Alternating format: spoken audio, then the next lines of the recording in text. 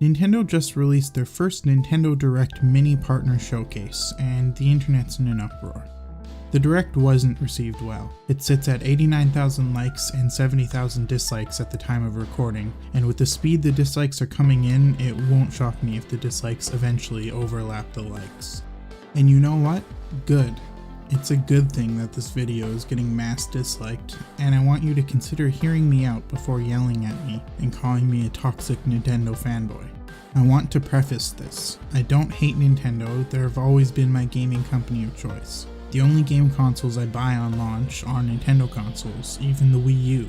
I've stuck with Nintendo through their lows, I've experienced the elation of their highs. I run a YouTube channel that focuses on deep dives into the lore of a Nintendo property for Hylia's sake. So this is not from the perspective of a hater or anything like that. So let's get to the point. Hype has been building for weeks, maybe months, about a future Nintendo Direct. Mario remasters, a new F-Zero, more Breath of the Wild news. I've seen nearly every series speculated to be included at this point. Then Nintendo drops the bomb. Tweets out that it won't be a proper full Direct, instead it will not only be just a mini Direct, but one exclusively focused on products from partner developers. This is obviously disappointing for many, and others just didn't read past the headline and assumed it would be a full Direct anyhow. But there were still some hopefuls that thought maybe we'd get some Bayonetta news or something of that nature. And what did we get? Well, an 8-minute presentation that honestly wasn't that bad. An online shooter and a wrestling game were shown, which for most people was just kind of whatever. But we also got a release date for Shin Megami Tensei 5 and the announcement for a remaster of an older Shin Megami Tensei, as well as a whole bunch of really exciting Cadence of Hyrule DLC, which was wonderful for me since I adore Cadence of Hyrule, and I'll happily dive back in for 6 more characters. But this isn't enough for most people, and I totally understand where they're coming from. This is the crux of my argument. Nintendo is a corporation.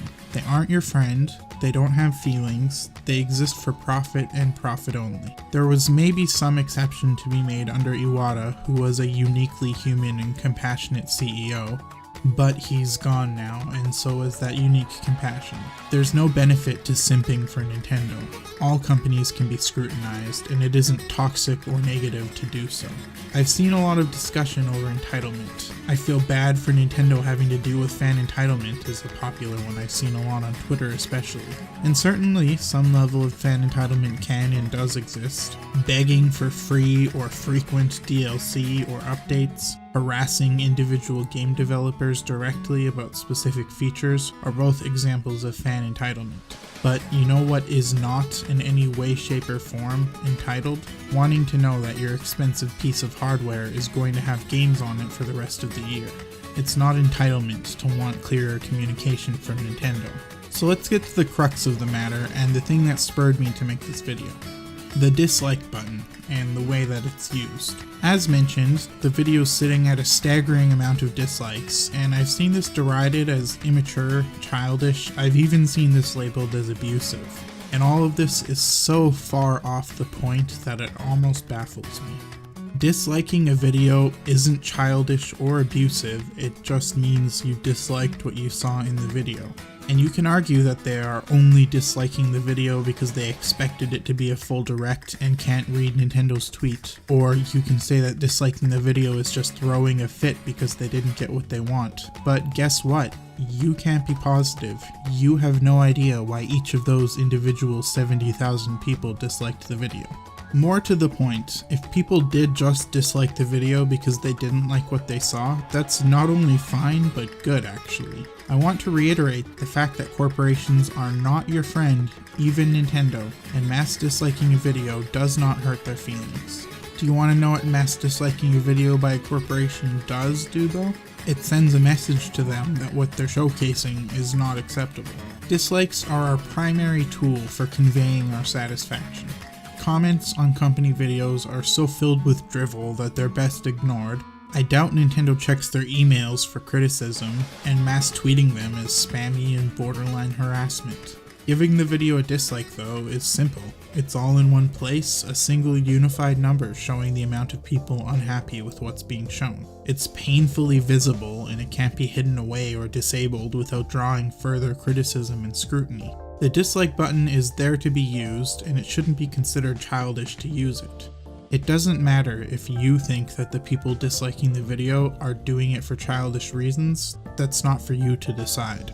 And before you make any comments about it being false, meaningless activism, let's take a moment to examine some real impacts that disliking a video has had on companies that release videos. Call of Duty Infinite Warfare's trailer was disliked so much that it now ranks on the Wikipedia page for most disliked videos ever, in large part because the fans were tired of the futuristic setting the games had embraced so they could more easily rip off Titanfall and Ghost Recon.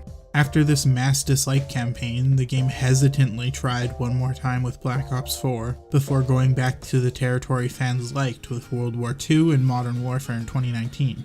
EA's infamous sense of pride and accomplishment Reddit comment became the most downvoted Reddit comment of all time, and that achievement was an important part of what led them to eventually begin turning the game around and re-evaluating how they interact on social media. YouTube Rewind is still the most disliked video of all time, and this led to acknowledgement by YouTube and a totally different format for Rewind 19. Even if Rewind 19 ended up sucking as well, that response wouldn't have happened without those dislikes. These are just a handful of concrete examples of dislikes and downvotes being used as tools to convey displeasure, and that conveyance having real effect. So no, disliking the Nintendo Direct Mini isn't childish or immature, even if you disagree with the reasoning of people doing it. There are two scenarios in front of us.